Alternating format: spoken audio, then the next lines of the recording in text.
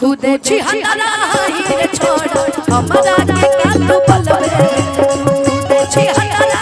हीर छोड़ हमरा के का तू खुद सबके बहुत बहुत प्रणाम कि संगे लेके चलो हकी दो गलन के टोली हमारे होते न किया जो निकले लगलो बोली कि नारी के चक्कर में परनो बिहारी तू रह जाई भी बकलो लवेरे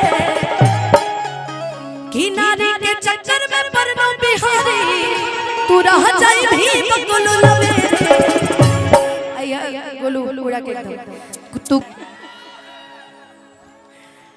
लेकिन कहे के बाद हमरा बड़ा पसंद है खुशी आओ इधर आओ उधर उधर उधर तान्या दीदी के उधर उधर इधर इधर इस साइड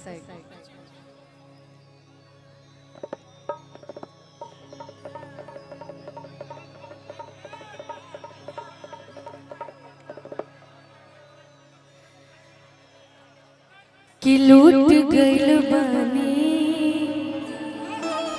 आर पंकज भैया होता अफसोस हो गलती हमारी बाकी किस्मत के दोष हो लूट गइल बानी होता अफसोस हो गलती हमारी बाकी किस्मत के दोष हो कि दिल लगा के लागे हम कैले अपराध कि दिल लगा के लागे हम कैले अपराध तहरा साथो बर्बाद रही तहरा बादो बर्बाद बाकी जा जा कहे के बाद किटी को बना कहीं तू जदी हाल राही ऐसा अरे हर के हु मिली ना अनुपमा के जैसा कि हमारी जान के तनु सोहरत तू पा जाइबा कि हमारी जान के तनु सोहरत तू पा जाइबा आँख से आँख अपना मिला कोई बहो आँख से आँख अपना मिला कोई बहो लोगवा के बतिया कही दिहल तू सही देबो तू धोखा अब सोचल नहीं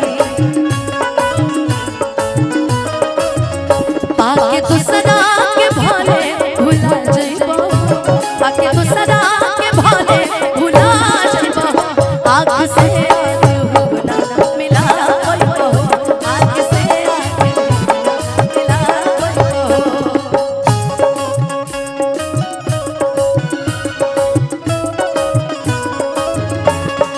तो ठहर परदेसी साथ क्या निभाओगे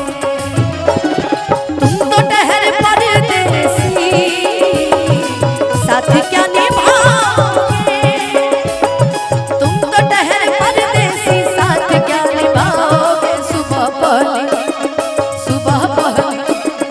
सुबह पहली गाड़ी से घर को लौट जाओगे सुबह पहली गाड़ी से घर को लौट जाओगे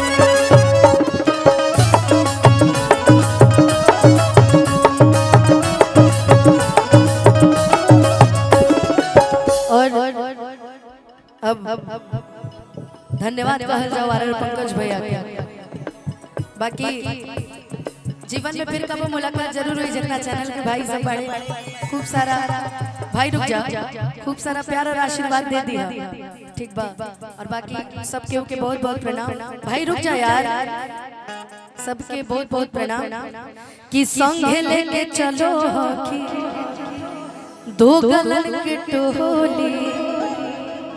हमारे होते न किया जो निकले लगलो बोली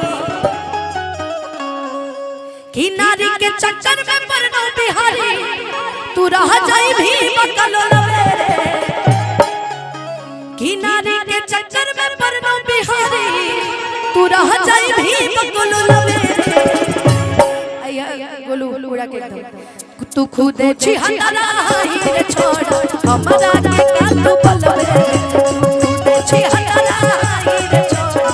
हमरा के का तू खुद छी हटाना हीरे छोड़ हमरा के का तू बलवे खुद छी हटाना हीरे छोड़ तू खुद छी हटाना हीरे छोड़ कि घूमे ला देने गाड़ी और डायमंड के रिंग रे अरे पी के बाबू पूछे अपना के किंग रे कि हम जाना नानी बाड़े बेटा के तना में कि हमरे देन हा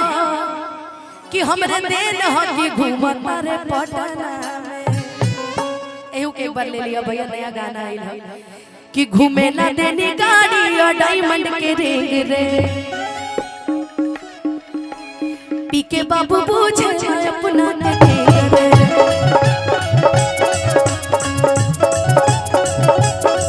सब जाना तारे बाड़े बेटा के तना में